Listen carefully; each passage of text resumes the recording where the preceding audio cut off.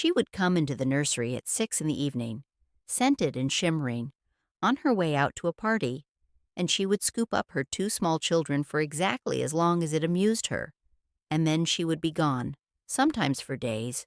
She was Princess Margaret, the most glamorous woman in Britain, the Queen's younger sister, and she was, by the accounts of nearly everyone who watched it happen, a spectacularly difficult mother, doting 1 hour and glacial the next, capable of dazzling warmth and sudden freezing cruelty, a woman who ran her own children the way she ran her staff, by mood. Her son David learned to keep his distance, but it is her daughter Sarah, born in 1964, who tells the more remarkable story, because Lady Sarah Chatto grew up in the wreckage of her parents' marriage, the affairs, the screaming, the famous house parties on Mustique, the drinking, the breakdowns, and she did something almost no one in that family has ever managed. She got out clean. No scandal, no memoir, no bitterness. She simply, quietly, walked away from the chaos that made her and built a life her mother never could. Begin with what that portrait is and what it is not. The image of the 6 o'clock mother, scented, shimmering, gone by morning, is not a dated entry in anyone's diary. It is a composite, the texture of household memory, the way the people who worked in those rooms have described the rhythm of the place. And here is the part the photographs could never show. The witnesses who built that picture were the staff, the friends, the diarists who collected Margaret the way other people collect porcelain. They were not the children. David and Sarah have, across their entire adult lives, said almost nothing about their mother as a mother. So when you hear that Princess Margaret was a nightmare to be raised by, understand the shape of the claim. It is the view from the corridor and the dinner table. It is not a confession from the nursery. That distinction is going to matter more and more as this story goes on, because the silence of those two children is, in the end, the loudest thing in it. What the household saw was a woman of weather. There was no malice in the mornings. There was simply no telling which Margaret would arrive. The biographer Tim Heald, who was given the cooperation of the family and access to the royal archives for his life of the princess, did not describe a monster. He described in plain words a dutiful mother who was seriously religious. The royal editor, Ingrid Seward, went further. Margaret, she said, prided herself on being a good mother, and it gave her the feeling that she had at least managed to get one thing right. Unlike her sister, who put her husband before her children, Margaret, by this account, put the children first. Hold that beside the other portrait, the rationed affection, the freezing exits, and you begin to see the real subject here. Not a wicked woman, a volatile one. A mother who loved her children genuinely and governed them by her own internal climate, so that the love, when it came in bursts, and the cold came without warning. And a small child learned very early to read the barometer of an adult's face. The drinking sat underneath all of it, and it has to be named carefully. Margaret's tipple was famous grouse whiskey with a dash of Malvern water, and she drank it at a steady rate from late morning onward, and she smoked untipped cigarettes by the packet, as many as 60 a day, the habit that would eventually take part of her left lung. The staff anecdotes are specific and consistent. She would grow sharp with a footman who was slow to pour. She could tell at one sip if the wrong brand had reached her glass, and she would refuse it. This is the household run by mood that the witnesses describe, but the link between the drink and the mothering belongs to the observers, not to any doctor. Watching from the edges, the people around her connected the moods to the glass. That is an association, reported by people who were in the room. It is not a clinical finding, and this account will not pretend it is one. What is documented is the drinking and the weather, and the fact that the two so often arrived together. There is one more correction the record demands before we go any further, and it cuts against the easy version of this story. The cruelty in that house, the documented, written down, hidden in the drawer cruelty, was not hers. It was her husband's. And to understand the daughter who walked away, you first have to understand the house she walked out of, and the man who set it alight. The house, for most of their childhood, was always on fire. Margaret married Anthony Armstrong Jones, the photographer, on the 6th of May, 1960, at Westminster Abbey. and for a few years they were the most dazzling couple in London, the princess and the commoner with the camera, bohemian, modern, photographed everywhere. Then it curdled. The biographer Sarah Bradford documented the form the curdling took. Snowdon, as he became after he was made an earl, did not row in the ordinary way. He left notes. He would write something cold and exact and hide it where his wife would find it alone, tucked into a book she was reading, slipped into the drawer of her dressing table. One was a list. He titled it, 24 Reasons Why I Hate You. Another, when she opened it, read, You look like a Jewish manicurist and I hate you. This is the documented cruelty of that marriage, and it is worth being precise about it because the lazy telling makes Margaret the architect of the household's misery. The written record points the other way. The mockery was his craft. The notes were his weapon. The volatility was hers.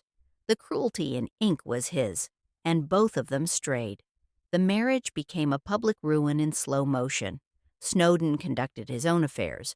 Margaret, lonely inside it, eventually found Roddy Llewellyn, a man some 17 years her junior. She was 43, he was 25 when it began in 1973. The photographs that surfaced in 1976 of the princess and her young companion on the island of Mustique were the catalyst that ended the thing in public. The separation was announced that March. The divorce came through in July of 1978, and it made her the first senior member of the royal family to divorce since Henry VIII split from Rome 4 centuries before. But here is what the timeline leaves out. The marriage did not end on a single day in 1976. It had been ending for years, in front of 2 children, in rooms where a list of 24 reasons sat folded in a drawer. That was the weather Sarah and David were raised inside. Not a single storm, a climate, and there was Mustique, the island that became Margaret's refuge and, in the public mind, the symbol of everything wild about her. The villa was called Les Jolies Eaux, the beautiful waters, 5 bedrooms on a slope above the Caribbean, built on a plot of land that Colin Tennant, Lord Glenconner, had given her as a wedding present. As the marriage failed, the island became the place she went to be someone other than a wife. It was the one address where the princess could stop being the queen's sister and the earl's wife and simply be a woman in a caftan with a drink and a view of the water. The parties there are legend now. Long, sun-drunk, famous, the cast a rolling mixture of aristocrats and pop stars, and the merely beautiful. And here is what the legend tends to flatten. A child does not see a glamorous holiday. A child sees a mother who is here, and then somewhere else, present and then absent, warm in the Caribbean sun, and cool again the moment the plane lands at home. The island that healed Margaret's nerves, and her friends believed it genuinely did soothe her, was also one more place she could go without them. The escape that saved the mother was, for the children, simply another departure. But the woman who knew that house best has spent the last years of her life arguing that the legend got Margaret wrong. Remember the name Anne Glenconner. She was Margaret's lady-in-waiting from 1971 until the very end, more than 30 years at her side, and we will come back to her, because what she chose to do with that proximity tells you something the gossip never could. So that is the environment: a doting, glacial mother, a father who wrote cruelty on paper, a marriage dissolving in public, an island that doubled as an escape hatch, 2 children watching all of it. And here is the strange part, the part this whole story turns on. They came out of the same house, the same weather, the same wreckage, and they came out completely different. The same fire produced 2 opposite survivors. Take the son first. David, Viscount Linley through his childhood, the second Earl of Snowdon after his father's death in 2017, responded to the chaos the way a certain kind of boy does. He built things.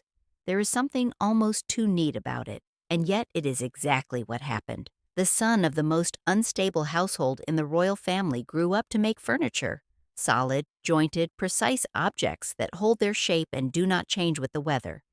He became a designer and a craftsman, and he made a name with his hands and a business that bore that name on its door. The biographer Theo Aronson noted his gift for the social machinery of it. his ability to draw people through that door and turn a famous surname into a working enterprise. But underneath the commerce was the craft, and underneath the craft you can read a temperament. A boy who could not control the climate of his own home went looking, as an adult, for the one discipline where the maker is in total command of the material, where a plank does precisely what the plane tells it to, and nothing surprises you, and nothing turns cold without warning. He learned, as the hook put it, to keep his distance, to channel whatever the household had done to him into work, into objects, into a world he controlled with a chisel and a rule. And at the very end, when his mother was failing, it was David who moved his own wife and child into Kensington Palace to be near her, living alongside her through her final years from 2000 onward. Whatever the distance had been, he closed it when it counted. That is the son's version of survival. Build something that lasts and come back at the end. But it is the daughter who is the real subject. Sarah was the steadier one almost from the start, and the steadiness took a particular form. She got quiet, and she got out of the frame. While the family generated headlines, she generated paintings. She went to Bedales, then to Camberwell School of Art, then to the Royal Academy Schools, then to a textile course at what was then Middlesex Polytechnic, the unglamorous working education of someone who actually intends to make things rather than merely be photographed making them. And she made the most pointed choice an artist born into that name could make. When she exhibited, she did not exhibit as a princess's daughter. She showed her work under the name Sarah Armstrong Jones, plain, no title, and she won real prizes that had nothing to do with her blood. The Windsor and Newton Prize in 1988, the Creswick Landscape Prize in 1990, and she is shown at the Redfern Gallery since 1995. There is only one problem with reading this as a story about a woman fleeing her family, and it is an important one. Sarah did not flee the people. She fled the spectacle. She stayed close to the family that actually cared for her, and she walked away only from the part of it that turned people into headlines. You can measure that closeness precisely. When she was 17, in July of 1981, it was Sarah who stood as chief bridesmaid at the wedding of Charles and Diana in St. Paul's Cathedral, placed at the very heart of the most watched royal occasion of the age. She became godmother to Prince Harry, and her aunt, the Queen, the most reserved woman in Britain, adored her enough that Sarah was the one niece allowed to come along to Craiggwen Lodge, the small house near Balmoral that the Queen kept as her private retreat. So this was never a woman shunned by the family, or one who slammed the door on it. This was a woman who understood, with great precision, which parts of royal life were nourishing and which parts were poison, and who quietly kept the first and refused the second. That is a far harder thing to do than simply leaving. Leaving is easy. Staying close to the people while declining the circus, that takes a kind of discipline the rest of the family never learned. And then she did the thing that sealed it. She married out of the spotlight, on her own terms. She had met Daniel Chatto, an artist and former actor, in India in the 1980s, while her father was working there on film projects. Notice even that. Her father, the photographer, the man whose camera had made the family glamorous and whose notes had made the marriage cruel. And the daughter met her husband, not at a society ball, but on a film set on the far side of the world, an ocean and a continent away from the palaces. Daniel was not a duke. He was a working artist who had once acted and now painted, a man with no title and no fortune to trade. And that, you suspect, was precisely the point. They married on the 14th of July, 1994, and look at where. Not Westminster Abbey, where her mother had married into glamour and ruin. Not St. Paul's, where she herself had been a bridesmaid before 2.5 billion people. They married at St. Stephen's, Walbrook, a small church in the city of London. A wren church, beautiful and unshowy and almost private. The choice of venue was the whole statement. A woman who could have commanded any cathedral in the kingdom chose a quiet stone room in the financial district, and a man who painted for a living. There were no cameras circling for the marriage's collapse, because there would be no collapse. 3 decades on, they are still together, still working, still out of the papers. They had 2 sons, Samuel, born in 1996, and Arthur, born in 1999, and she raised them as far from the cameras as a person of her standing can manage. No perch in the line of succession traded for a magazine cover, no childhood sold by the page. What the audience records as a fairy tale, the documentary trail shows as something quieter and more deliberate, a methodical, lifelong refusal to perform. And this is where the silence becomes the point. We have spent this story describing Lady Sarah Chatto as the survivor, the one who got out, the daughter who left the wreckage behind. And every word of that is built on what she did, not on a single word she has ever said, because she has never said anything. She has given almost no interviews. She has never, not once, publicly characterized her mother as cruel or absent or cold. There is no memoir. There is no settling of scores. The difficult mother portrait that opened the story does not come from her. It comes from the staff, the friends, the watchers, and Sarah has spent 30 years declining to confirm it, deny it, or trade on it. That is not an absence of feeling. That is a decision, made and held for a lifetime, that whatever happened in those rooms, it belonged to her, and not to the public, and not to a publisher. She took her mother's wit and her grandmother's discretion, and of the two, it is the discretion that has protected her. It is worth pausing on the woman who has spoken, because she pushes hard against the easy story. Anne Glenconner, the lady-in-waiting we met on Mustique, finally wrote her own memoir in 2019, and she said plainly why. She did it, she said, because she was so fed up with people writing such horrible things about Princess Margaret. Think about what that sentence costs. Here is a woman who had spent more than 30 years close enough to see everything, the moods, the whiskey, the sharpness, the long, sad decline, and who came out of all of it not with a score to settle, but with a grievance on Margaret's behalf, angry not at the princess, but at the people who reduced her. From that vantage, the loyal witness did not produce an indictment. She produced a defense, and it was not empty.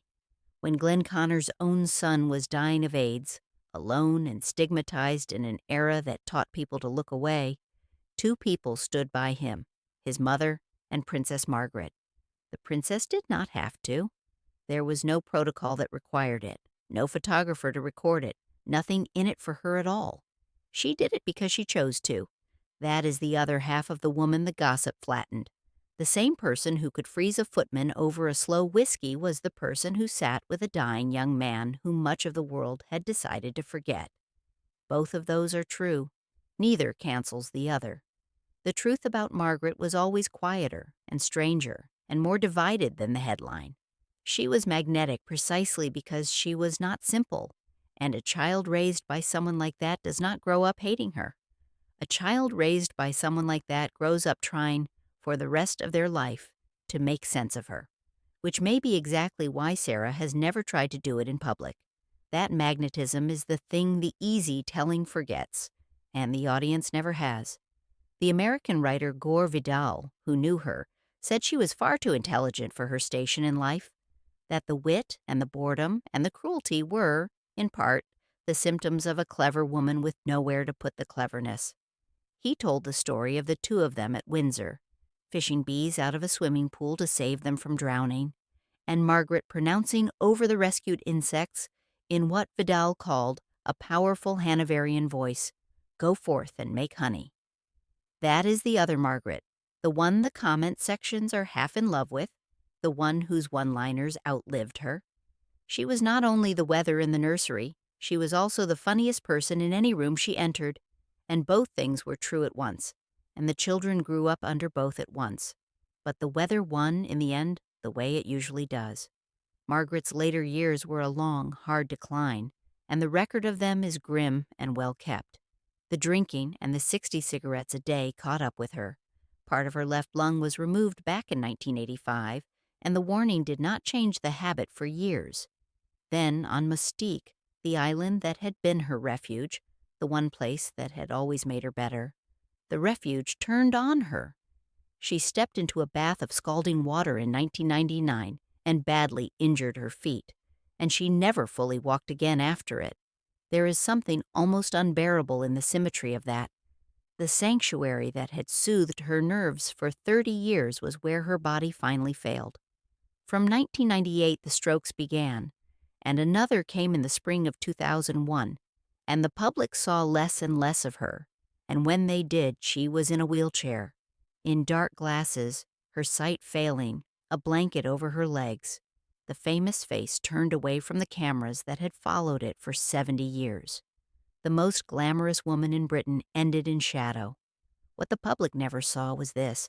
By most accounts, beneath the wit, she was lonely, and she was disappointed, a clever, dazzling woman who had been handed everything except the one thing that might have used her up properly, and who had spent her life feeling the lack of it. The tragedy of Princess Margaret was never that the world was cruel to her. The world adored her.